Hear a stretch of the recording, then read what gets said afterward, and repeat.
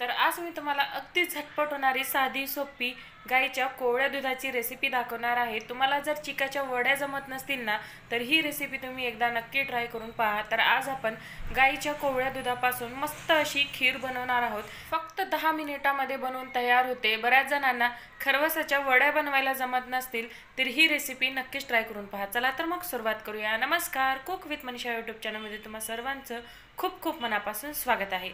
तर इथे तुम्ही बघू शकता व्हिडिओच्या सुरुवातीलाच थोडीशी गडबड झालेली आहे। तर इथे मी गॅसवरती दूध गरम करायला तर ठेवलं पण कॅमेरा चालू करायचाच विसरले। तर हरकत नाही।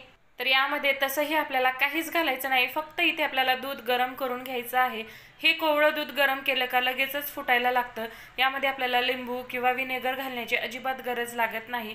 गाईचं कोवळं दूध गरम करून घेतलं का लगेचच ते फुटतं आणि तुम्ही बघू शकाल हे दूध गरम झाल्यानंतर लगेचच फुटायला लागलेलं आहे। तर इथे आपल्याला खरवसाच्या वड्या बनवायच्या नाहीत, त्यामुळं प्रमाणाचं सुद्धा अजिबात टेन्शन घ्यायचं नाही। फक्त हे दूध आपल्याला उकळून घ्यायचं आहे, म्हणजे हे छान असं फुटलं का समजायचं इथे आपलं खरवसाचं हे बेस तयार झालेलं आहे।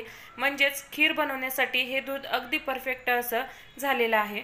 तर गॅसला उकळी यायला लागलेली आहे। खूप जास्त हलवत बसायचं नाही। एक उकळी आली का चमचा काढून घ्यायचा आणि एक 5 मिनिट आपल्याला कमी गॅसवरती हे दूध असंच गरम करायला ठेवायचं आहे।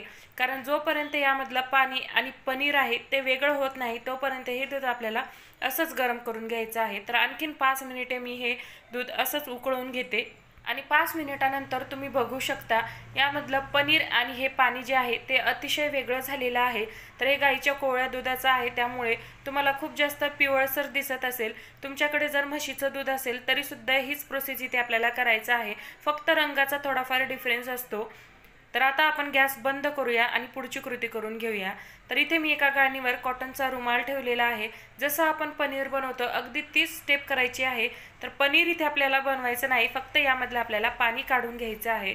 तर या कॉटनच्या रुमालवर मी हे संपूर्ण दूध ओतून घेतलं आणि ओतून घेतल्यानंतर आता काय करायचं तर हा रुमाल एका जागी करायचा, हलकंसं दाबून यामधलं पाणी काढायचं आहे। खूप जास्त पाणी काढायचं नाही, हलकंसं फक्त थोडंसं पाणी काढायचं आहे। खूप जास्त पाणी जर काढलं तर हे खूप ड्राय होऊन जातं, यामध्ये अजिबात चव राहत नाही। तर तुम्ही बघू शकाल हलक्या हाताने दाबून यामधलं मी पाणी काढलेलं आहे। आणखीन ओलसरपणा यामध्ये आहे। अशाच पद्धतीने हे इथे आपल्याला पनीर तयार करून घ्यायचं आहे। तर इथे मी हे पनीर तयार करून घेतलं। आता हे खालचं जे पाणी आहे ते तुम्ही फेकून देऊ शकता किंवा पीठ मळण्यासाठी वापरू शकता। आणि इथे तुम्ही बघू शकाल इथे मी सेम कढई वापरलेली आहे, अजिबात धुवत वगैरे बसायचं नाही।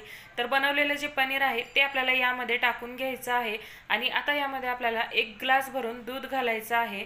तर दुधाचं प्रमाण तुम्ही तुमच्या आवडीनुसार कमी जास्त करू शकता, पण 1 ग्लास भरून दूध घातलं का अगदी परफेक्ट 3 ते 4 जणांना ही खीर अगदी पुरेशी होते। आणि लगेचच यामध्ये आपल्याला अर्धी वाटी साखर घालायची आहे। साखरेचं प्रमाण तुम्ही तुमच्या आवडीनुसार कमी जास्त करू शकता। साखर घालून हलक्या हाताने मिक्स करायचं, खूप जास्त मिक्स करत बसायचं नाही। आपल्याला हे असंच टेक्स्चर ठेवायचं आहे। याला जर आपण खूप जास्त हलवलं ना खूप पातळ अशी खीर बनवून तयार होते। याचे चंक्स तोंडात आले ना की ही खीर खायला खूप छान लागते। तर हलकंसं हलवून घेतलं। आता 1-2 मिनिटे आपण कमी गॅसवरती हे असंच ठेवूया, म्हणजे साखर ही अगदी व्यवस्थित विरघळली जाते। तर इथे पहा, इथे संपूर्ण साखर ही विरघळलेली आहे। एकदा हलवून घ्यायचं आणि सगळ्यात शेवटी यामध्ये अर्धा चमचा वेलची पावडर घालायचं आहे। तर बस इथे आपली खीर तयार झालेली आहे। याला आपल्याला खूप जास्त हलवायचं नाही, याचं जर फ्लेकी टेक्स्चर असलं ना तरच ही खीर खायला खूप छान लागते। यामध्ये आणखीन फ्लेवर ॲड करायची अजिबात गरज नाही। याचा जो नॅचरल फ्लेवर असतो तोच फ्लेवर खूप छान लागतो। तर एकदा तुम्ही सुद्धा माझ्या ह्या पद्धतीने ह्या गाईच्या कोवळ्या दुधाची खीर नक्की ट्राय करून पहा। तुम्हाला जर चिकाचा खरवस जमत नसेल, वड्या जमत नसतील तर ही रेसिपी तुम्ही एकदा नक्की ट्राय करून पहा, सर्वांनाच खूप जास्त आवडेल। तर आता ही खीर आपण सर्व करून घेऊया। सर्व करताना सुद्धा तुम्हाला दिसत असेल की याचं टेक्स्चर अगदी सुंदर असं फ्लेकी टेक्स्चर आलेलं आहे। तर खायला सुद्धा ही कोवळ्या दुधाची खीर खूप छान लागते, बनवायला सोपी आहे, अगदी झटपट बनवून तयार होते। तर नक्की ट्राय करा आणि कशी वाटली रेसिपी कमेंटमध्ये नक्की सांगा। रेसिपी आवडली तर रेसिपीला लाईक करा, जास्तीत जास्त शेअर करा आणि तुम्हाला जर माझ्या ह्या रेसिपीज पाहायला आवडत असतील तर कुक विथ मनीषा यूट्यूब चॅनलला सबस्क्राईब नक्की करा। तर पुन्हा भेटू, धन्यवाद।